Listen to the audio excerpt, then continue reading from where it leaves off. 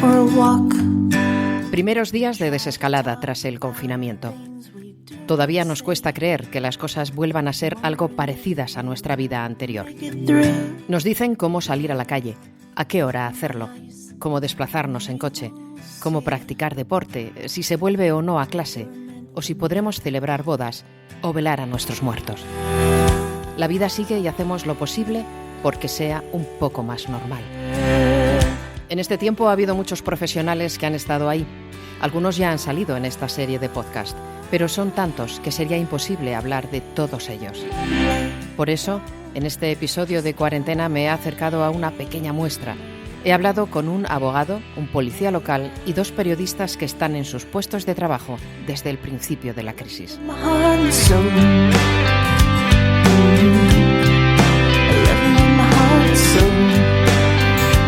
Las asesorías de empresa y despachos de abogados viven con mucha intranquilidad esta situación a causa de la tramitación de los ERTEs, los expedientes de regulación temporales de empleo que se han empezado a aplicar en muchas empresas a raíz de la crisis.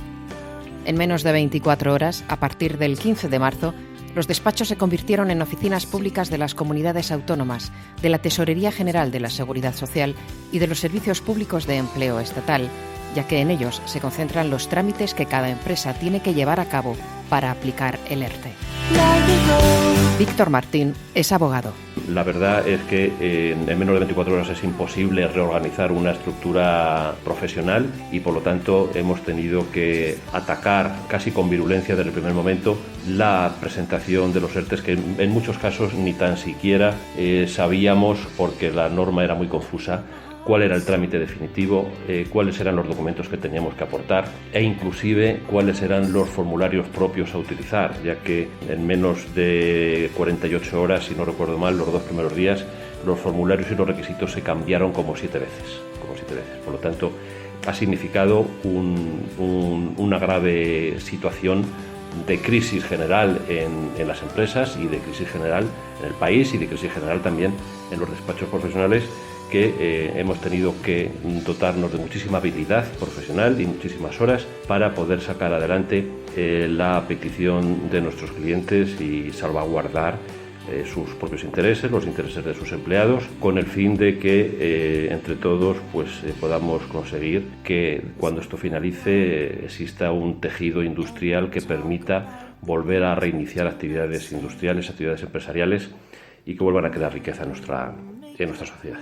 Pero además del contratiempo que supuso el cambio de formularios al principio, este abogado establece 2 principales problemas a la hora de tramitar los expedientes.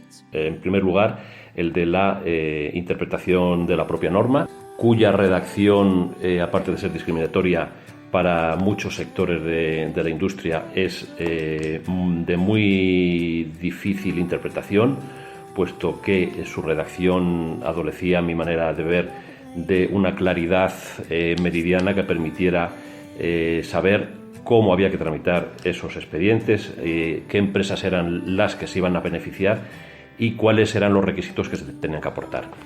Esto chocaba, en primer lugar, con la promulgación que de la norma hizo el presidente del Gobierno la famosa noche del 15 de marzo, en el que a bombo y platillo venía a anunciar que los ERTEs por causas de fuerza mayor se aplicarían de manera sencilla, fácil y en un trámite ágil a todas las empresas de cualquier sector.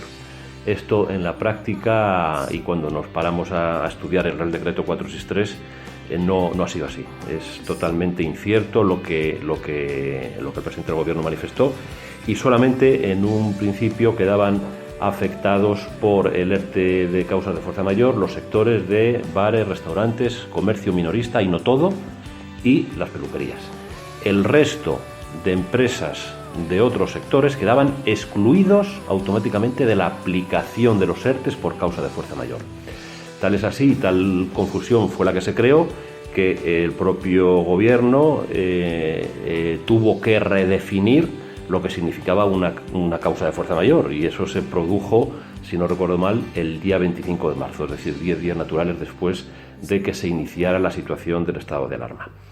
Por lo tanto, la interpretación de la norma ha sido vital en el acierto o en el fracaso de la aplicación de los ERTEs y de sus solicitudes, Y en segundo lugar, creo sin lugar a dudas de que la dificultad en el propio trámite ha sido otro de los factores que ha llevado y que puede llevar a que haya verdaderos problemas futuros en las empresas. La dificultad en el trámite básicamente es, como he dicho en la pregunta anterior, porque en las primeras 48 horas el formulario y los requisitos se cambiaron hasta 7 veces. Posteriormente nos hemos encontrado con una situación también, a mi manera de ver, dantesca, no propia de un Estado de Derecho como el que presumimos tener y de una administración autonómica como la que tenemos en la Junta de Castilla y León, en la que hemos visto que una vez presentados los ERTEs se está sobrepasando y se está excediendo en muchos días el plazo de resolución que la propia Administración tiene, que, como todo el mundo sabe, en un principio son de 5 días, que luego posteriormente se ampliaron a otros 5, es decir, la Administración de la Junta de Castilla y León ha tenido un periodo de 10 días hábiles para resolver los ERTEs. En muchos casos se han resuelto extemporáneamente y, lo que es más grave, se han resuelto denegando. Eso quiere decir que si opera el silencio administrativo, y el silencio administrativo opera cuando se sobrepasa el plazo legalmente establecido de los 10 días hábiles para resolver, la resolución solamente puede ser estimatoria, no puede ser denegatoria. Por lo tanto, está apareciendo el fenómeno, a mi manera de ver y a mi criterio, de una clara prevaricación administrativa por parte de la Junta de Castilla y León en muchísimas resoluciones de ERTEs. Castilla y León ha recibido hasta ahora en torno a las 31.000 solicitudes de expedientes de regulación temporal de empleo por parte de empresas cuyo centro de trabajo se encuentra en esta comunidad. Pero, ¿existe la posibilidad de que se estén aplicando ERTEs de manera irregular o fraudulenta? Creo sinceramente que en la práctica son casos muy aislados y que se pueden contar con los dedos de una mano, sinceramente. Yo sí que he visto alguno, ahora explicaré cómo se ha efectuado ese fraude, pero lo que sí que está claro es que las empresas tienen la necesidad de aplicar los ERTEs porque las circunstancias son muy graves, la economía está asfixiada y por lo tanto hay que acudir a estas vías excepcionales para intentar la pervivencia de las empresas. La única posibilidad que yo veo en la práctica de que se produzcan fraudes en la aplicación de los ERTEs es en aquellos ERTEs por causas bien objetivas, bien por causas de fuerza mayor, en los que se propone la reducción de los contratos.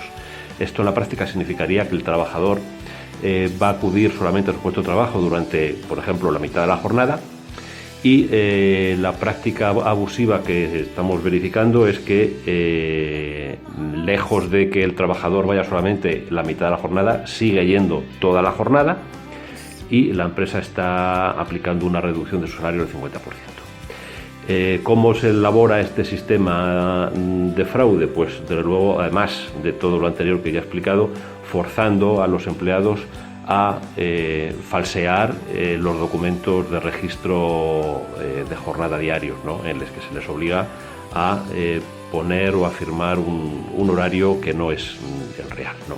Por lo tanto, esa yo pienso que es la única vía que yo, como digo, he comprobado de manera residual, insisto.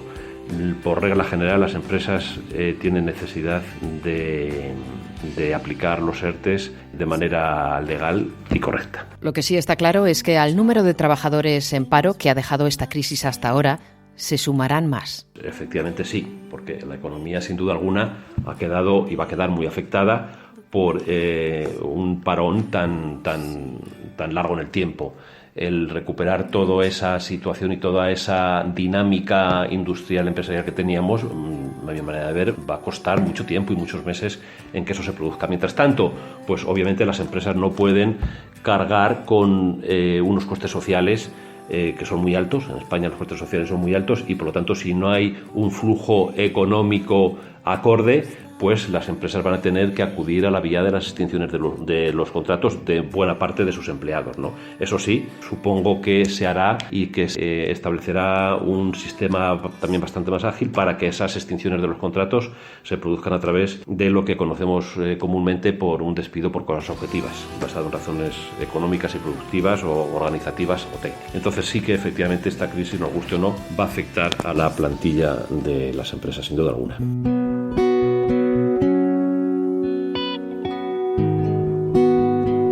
Tampoco la policía local estaba preparada para afrontar una pandemia.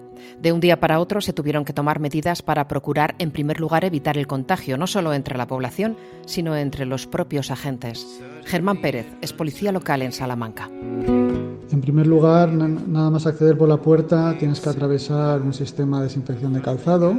Todas las puertas de las dependencias están abiertas para evitar tener que tocarlas. Igualmente, Recursos Humanos, el Servicio de Recursos Humanos del Ayuntamiento ha eliminado el fichaje por huella dactilar, siendo sustituido por uno sin contacto. Acto seguido, los policías se dirigen a los vestuarios para colocarse el uniforme y el equipamiento. Y a continuación se dirigen a la sala de pase de lista, donde reciben las instrucciones del servicio diario y la zona territorial que se les haya asignado. Una vez finalizado el acto de pase de lista, todos los policías se dirigen hacia los vehículos que se les han asignado y se distribuyen por la ciudad para atender las llamadas de los ciudadanos y para vigilar que se cumplen las prescripciones del decreto del estado de alarma. Quisiera llamar la atención sobre que la jefatura ha dispuesto un dispositivo muy exigente de limpieza de los vehículos en cada turno, mediante la ozonización diaria y el lavado exterior de los mismos para evitar cualquier posible contagio. Se está haciendo un gran esfuerzo en mantener el mínimo contacto posible entre los policías para preservar su salubridad y garantizar el servicio de policía a lo largo de los 3 turnos. Estos dispositivos están diseñados para detectar a personas o peatones, me refiero, o conductores que no cumplen lo establecido en el decreto del estado de alarma. Los primeros días, el principal escollo que tuvieron que afrontar estos profesionales fue el desconocimiento de la norma por parte de los ciudadanos. A partir de la labor de pedagogía que realizaron al principio del confinamiento, los problemas han sido otros. Una vez ha ido avanzando el confinamiento, nos hemos encontrado muchos problemas y cada vez más de convivencia, de discusiones familiares en domicilios, de discusiones entre vecinos, por molestias, por ruidos. También ruidos en general, pero también ha habido muchísimas llamadas de ruidos por obras, llamadas de ruidos por música alta, por fiestas. También nos estamos encontrando bastantes problemas relacionados con la custodia de menores que nos piden que mediemos. Y bueno, pues nos estamos convirtiendo en mediadores. La mayor parte de nuestro trabajo ahora seguir mediar entre vecinos y personas que conviven en un domicilio y por otro lado sancionar y denunciar comportamientos bien incívicos por ruidos y molestias o bien comportamientos que no se ajustan a lo prescrito en el decreto del estado de alarma. Si bien quería reseñar que la mayor parte de los ciudadanos de Salamanca cumplen escrupulosamente las normas. Es un pequeño porcentaje de personas las que no están cumpliendo las normas y a las que se les está sancionando por este motivo. Denuncias por ruidos, fiestas, etcétera, etcétera, que se suelen tramitar por la ordenanza de convivencia ciudadana y por otro lado pues formulan bastantes denuncias relacionadas con el incumplimiento de lo establecido en el decreto de estado de alarma, sobre todo personas que están en la calle sin un motivo de los recogidos en el decreto o bien fuera del horario en el que ahora mismo se puede salir dentro de la franja horaria según su condición. Hemos visto en las redes a policías bailando para entretener a los niños de un vecindario o acudiendo a las llamadas de vecinos porque habían visto un león merodeando el barrio. Son cientos las anécdotas que se acumulan estos días. Pues un adulto iba paseando con una moto de juguete debajo del brazo en el horario en la franja horaria que pueden salir los menores de 14 años. Y no llevaba ningún niño, simplemente lo hacía para despistar. Fue detectado y sancionado. ¿Alguna otra anécdota? Bueno, pues ha llamado ya en 2 ocasiones en los últimos días una persona diciendo que tenía una serpiente dentro de su domicilio. se ha acudido con el servicio de extinción de incendios y salvamento y no se ha localizado. El riesgo al contagio siempre está ahí, me cuenta Germán, consciente de que es un momento crucial para servir a los ciudadanos. Tienen miedo, aunque a veces se les olvida, pero reconoce que su mayor temor es el de contagiar a su propia familia. Y si algo se lleva de estos momentos, es el agradecimiento de todos los ciudadanos. Yo particularmente no he tenido ninguna situación hiriente como profesional en estos tiempos del estado de alarma, más bien al contrario, me ha sorprendido muy gratamente que prácticamente todos los días alguien se me acerca cuando estoy en la calle a decirme, agradecernos a todos los policías lo que estamos haciendo en estos momentos, arriesgándonos por servir a la sociedad, no solo a la policía, sino a todos los servicios esenciales, pero sí que he notado un incremento muy importante de gente que agradece y reconoce nuestra labor y eso evidentemente es muy satisfactorio. Los medios de comunicación y, por lo tanto, los periodistas informamos desde el inicio de la crisis en unas condiciones de trabajo excepcionales. Nuestra labor es fundamental para transmitir al ciudadano informaciones cruciales para su día a día, además de vigilar la gestión de los políticos en la pandemia y evitar la desinformación que circula a gran velocidad por las redes sociales. Muchos periodistas han visto cómo se han tenido que reconvertir y han volcado su trabajo hacia la crisis del coronavirus.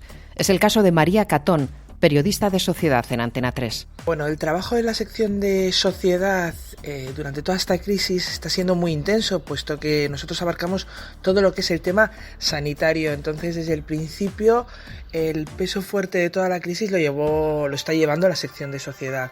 Bueno, a diario vemos cómo nos llegan los datos de fallecidos, de curados, de infectados. Entonces todos esos datos se analizan todos los días, vemos qué incidencias hay, qué datos suben, qué datos están bajando. También estamos muy atentos al dato de sanitarios infectados y hay varios vídeos a lo largo en todos los informativos que van sobre datos, sobre todo, ¿no? Y luego está otra parte de la sección que trabaja en esa que yo estoy más en esa segunda parte, en la que ponemos cara, contamos historias humanas de toda la crisis, ¿no? De sanitarios infectados, de gente que se está recuperando, de test. Ayer me tocó, por ejemplo, hacer un vídeo sobre cómo estaban funcionando los test, cuándo van a llegar, qué tipo de test son los que van a hacer a los ciudadanos, cómo puedes acceder a un test si quieres a un laboratorio privado. Es decir, en la sección abarca tanto que está llevando el peso fundamental en el informativo en esta crisis sanitaria. Las medidas de seguridad también se aplican, lógicamente, en la redacción de Antena 3, de manera que los periodistas no coinciden físicamente. Bueno, desde que comenzó la crisis sanitaria del COVID-19, en Antena 3, cada sección se han hecho diferentes grupos, de tal manera que no coincidamos unos con otros, por si acaso alguna persona cae enferma, no contagiar al resto del grupo. Entonces hay como 3 grupos. El grupo de la mañana, que trabaja para el informativo de las 3 de Sandra Golpe y va a la tele. Luego, el grupo de la tarde nunca coincide con el de la mañana, no se ve ni en la entrada ni en la salida, y trabaja para el informativo de Vicente Vallés. Y luego está otro grupo, que es el de teletrabajo. Entonces el de teletrabajo hace muchísimas cosas.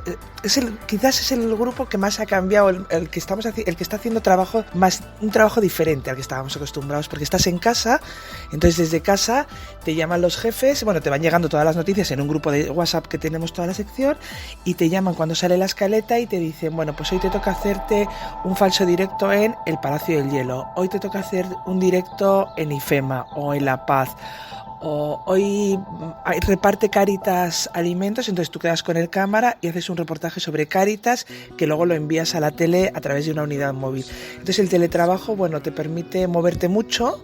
Nos han hecho un papel, ya imaginéis, como trabajo esencial, que es la prensa, para poder moverte, y la verdad es que está siendo bueno porque los periodistas en el fondo quieres ver lo que está pasando, y quedarte en la redacción hay muchas veces que te deja como quieto, ¿no? Como frío. Entonces el teletrabajo te permite salir y ver realmente lo que está pasando en la calle. Los periodistas contamos historias, lo nuestro es pisar el terreno, estar a pie de calle y contar lo que pasa.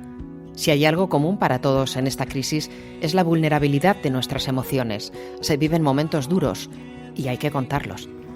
Ha habido varios momentos en los que para un periodista es muy importante, porque son momentos clave, son momentos en los que ves a la gente, son momentos en los que te das cuenta de que el bicho está ahí y está haciendo muchísimo daño, porque yo creo que el resto de la sociedad no lo ve, está en su casa, está confinada, pero no es capaz de entender la dureza del coronavirus, de cómo está actuando, ¿no?, con las familias y en las personas. Entonces, bueno, hay dos momentos claves durante todo este tiempo que llevamos con la crisis sanitaria. Uno es un día que me tocó ir a hacer un reportaje a un hotel medicalizado. Entonces era el día de la salida, era el día que les daban el alta a los primeros 20 personas que habían ingresado en ese hotel medicalizado. Y había una señora, Carmen, que su hijo le estaba esperando abajo, que era el cumpleaños de su hijo, y desde la ventana se puso a llorar. Fue tan emocionante de, por fin, después de 1 mes y medio, iba a poder abrazar a su hijo, que además era su cumpleaños. Bueno, eran 20 y eran 20 historias, 20, no sé, me emociono todavía de pensarlo porque cada una tenía su historia personal, lo habían conseguido, habían superado el virus y era realmente emocionante. Y luego otra de las historias que me ha marcado, el otro día, después de un largo permiso burocrático, nos dejaron entrar en la UCI del 12 de octubre y del Gregorio Marañón. Bueno, y eso ya... el reportaje consistía de poner rostro, ¿no?, a todas esas personas, a celadores, auxiliares, enfermeras, médicos intensivistas, a todos los que trabajan en la UCI y que están luchando en primera línea contra el virus en esta pandemia. Y fue también muy emocionante porque, bueno, vimos un equipo completamente coordinado, cohesionado, un equipo profesional que además de profesional eran amigos, que estaban luchando juntos, que habían tenido pérdidas de compañeros que lo estaban pasando realmente mal, pero con unas ganas de trabajar, con unas ganas de curarnos a todos, que bueno, el cámara y yo salimos de allí como diciendo, ¡buah!, estamos en las mejores manos en las que podíamos estar.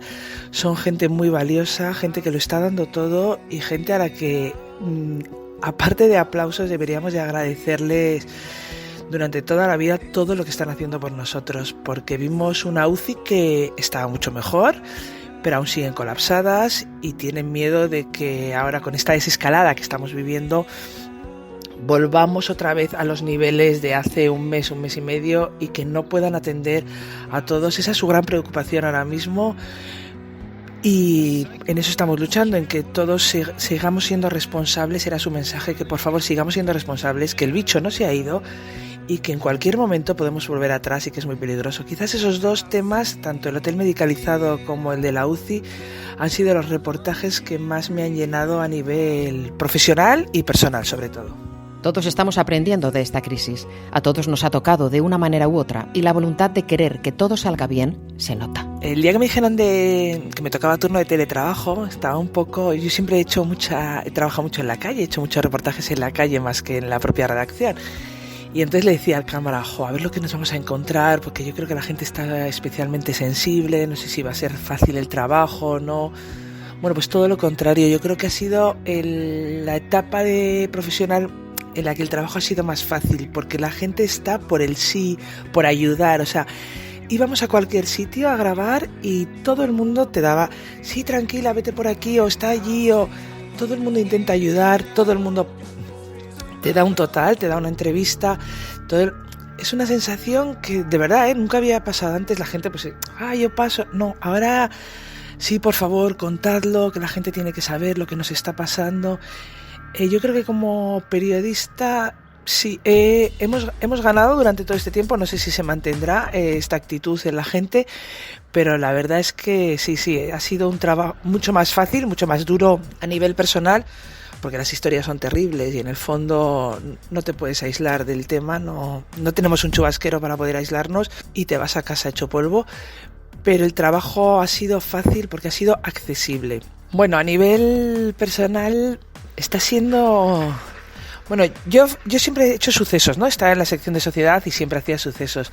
Y entonces, bueno, pues voy a decir que tengo un poco la piel dura, ¿no? Porque cuando uno hace sucesos está acostumbrado a ver muchísimas cosas. Pero yo, en esta crisis sanitaria, a nivel personal, se me han vuelto a humedecer los ojos constantemente. O sea, yo grabábamos salidas de hospitales, del hospital de gente que se había curado, y era tal emoción, los pelos se ponían de punta, todo el mundo le brillaba en los ojos, lo ha conseguido, lo ha vencido, era una sensación. Entonces llegaba a casa y decía, otro más que se ha salvado. Claro, luego veía la cifra de los muertos y decía, madre mía, pero intentaba quedarme con lo bueno, ¿no? Porque, bueno, además tengo 2 niños pequeños y necesitaba llegar a casa y estar bien, porque si no, imagínate, el ambiente podría ser terrible. Pero a nivel personal sí me ha cambiado y me ha hecho valorar lo importante que es una sonrisa, un abrazo o un apretón de manos, que muchas veces eso reconforta tanto que dices, madre mía, lo que nos hemos estado perdiendo. Creo que esta crisis, que es terrible, nos va a poner a todos un poco en nuestro sitio y decir, tenéis que recapacitar, lo estábamos haciendo mal y nuestras relaciones personales no eran como tenían que ser, y ahora vamos a valorar mucho más otro tipo de cosas que creo que habíamos perdido. Eso es lo único bueno que yo creo que vamos a poder sacar de esta crisis. ¿Y cuántas veces nos hemos preguntado cómo será nuestra vida cuando todo esto haya pasado? Bueno, quizás es la pregunta del millón. ¿Cómo vamos a volver? No tengo ni idea, Elena. No tengo ni idea. Yo el otro día comentábamos, ojalá que volvamos mejores, pero tampoco lo tengo claro. Yo ojalá que esto nos haya hecho recapacitar, nos ha hecho, lo que te decía antes, un poco valorar los pequeños gestos, valorar las relaciones personales, valorar amigos, hijos, padres, hermanos, o sea, el trabajo tan importante, porque mucha gente ahora vive una etapa durísima, que es todo el mundo que ha perdido el trabajo y que hay que ayudarles, y que esa gente no se sienta que están solos, porque una vez pasada la crisis sanitaria vendrá la crisis laboral y esa es muy excluyente y en el fondo esa siempre la pagan los mismos, con lo cual yo creo que a partir de ahora tenemos que ser mejores, porque tenemos que ayudar a todos los que lo van a necesitar y que aprendamos, ¿no? Que de esto tenemos que salir más fuertes, mejores personas y con el concepto de solidaridad, de los médicos lo han hecho por nosotros lo tenemos que hacer por los que ahora lo van a empezar a pasar mal. Entonces, bueno, confiemos en que aunque sea un poquito, todos cambiemos y ayudemos a hacer un mundo un poco mejor. Pero en el oficio de periodista hay momentos muy desagradables con los que un profesional tiene que lidiar, sobre todo cuando estás a pie de calle cubriendo una noticia. Hace unos días, Aitor Lourido, periodista de Televisión Española, fue increpado por un joven poco antes de entrar en directo en el telediario. Nos lo cuenta el propio Aitor. Bueno, básicamente nos estábamos preparando para una conexión en directo para el telediario de la edición de las 3 de la tarde. Estábamos enfrente del Hospital de la Paz e íbamos a hablar del gran número de sanitarios contagiados por la COVID-19 e íbamos a dar voz pues a todas las críticas que desde el sector médico y del sector de enfermería, de los sindicatos, pues está habiendo en ese sentido. Era un directo además precisamente más complicado de lo normal, básicamente porque estábamos viviendo en ese momento en emisión un problema técnico muy complejo que estaba absolutamente mediatizando el telediario. Teníamos un problema con, para que la gente lo entienda, con el sistema informático, y los vídeos no se podían emitir, con lo cual si os fijáis en esa emisión estábamos todo el tiempo dando pasos a directo porque no había posibilidad de prácticamente emitir ningún vídeo. El 90% no podían salir al aire, con lo cual se empezó a improvisar en cuestión de 10-15 minutos un montón de conexiones en directo que lo que hacían era contar el contenido de esos vídeos que no se podían lanzar. Y bueno, a mí me movilizaron cuando ya estaba en el coche de vuelta de grabar otra cosa por la zona. Tuve que volver deprisa corriendo con mi equipo. Conseguimos montarlo todo en 5 o 7 minutos en tiempo récord para que nos diera tiempo, después de leer de una única pasada la pieza de la compañera, para intentar contar las cosas en vivo y en directo. Con lo cual, a la poca preparación, o más bien nula preparación de esa conexión, los problemas de comunicación que habría entre Torre España y las personas que estábamos haciendo los directos, si a eso le unes que además pues vives un episodio así, pues imaginaos lo complicado que estaba siendo todo en ese momento. Básicamente, bueno, consistió en que había un grupito de personas jóvenes allí cerca. La verdad es que llevaban un rato, no eran viandantes, no era una persona que pasara por allí y soltara lo que soltó, sino que era una persona que llevaba allí un rato viendo cómo estábamos desplegándonos. Y bueno, instantes antes del directo, pues se acercó y bueno, pues empezó a insultar.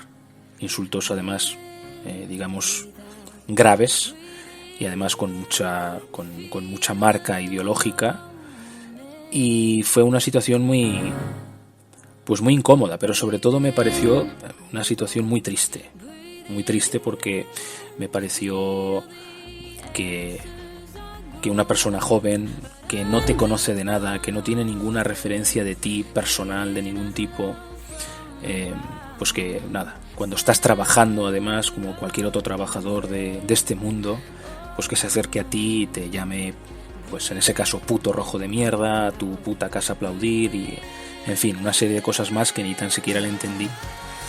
Pues me pareció una situación muy triste. Yo creo que vivimos en una sociedad desgraciadamente cada vez más polarizada. La gente está acostumbrándose a vivir habitando los extremos ideológicos, azuzados muchas veces por los propios medios de comunicación, por lo menos por algunos medios de comunicación, y luego todo eso se vuelve en nuestra contra en ocasiones, como me pasó a mí el otro día. Pero Aitor Lourido va más allá y nos hace reflexionar sobre el papel de los periodistas y los medios de comunicación con la sociedad. Yo creo que mucha gente ve que los periodistas somos como blanco fácil para la crítica, blanco fácil para el insulto, porque nos deben ver pues en determinadas situaciones como vulnerables o como, bueno, pues profesionales que no les vamos a contestar porque vamos a mantener nuestro papel, y que vamos a priorizar nuestro trabajo frente al enfrentamiento con esa persona. Y creo que también cada vez la gente, pues alguna gente, son minoría afortunadamente, pero creo que cada vez la gente piensa que los periodistas estamos ahí para aguantar lo que nos echen y que nuestro oficio pues tiene que soportar este tipo de trato, lo cual evidentemente es inasumible y nada más lejos de la realidad. Creo que ningún trabajador, sea lo que haga, tiene que aguantar un trato así por parte de nadie, ¿no? Y en fin, pues fue una situación desagradable. No es la primera vez que me pasa algo parecido. Esto es habitual para muchos periodistas que viven en coberturas complicadas, complejas. En este caso fue una agresión verbal, pero todos conocemos a compañeros que han vivido agresiones físicas, con lo cual incluso las situaciones pueden ser incluso mucho más graves. Como reflexión final, ¿qué diría? Pues yo creo que, como te decía antes, hay gente que está azuzando a la sociedad para que se sitúe en un extremo.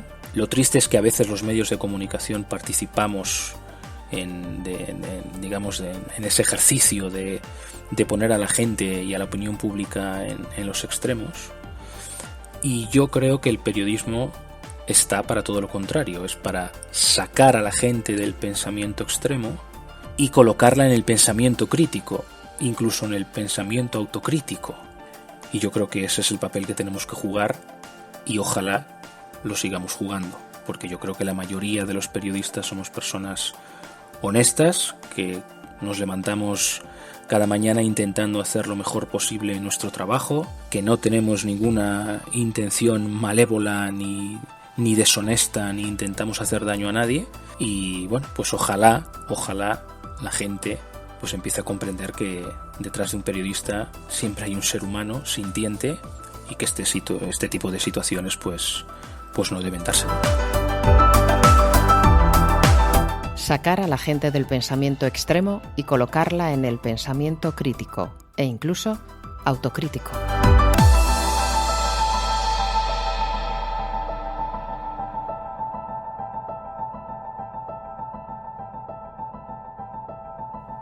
Cuarentena es un podcast abierto a tu participación. Si quieres contar alguna historia o hacer una propuesta, contacta conmigo a través de mi web elenamartinmo.com o redes sociales. Yo me quedo en casa.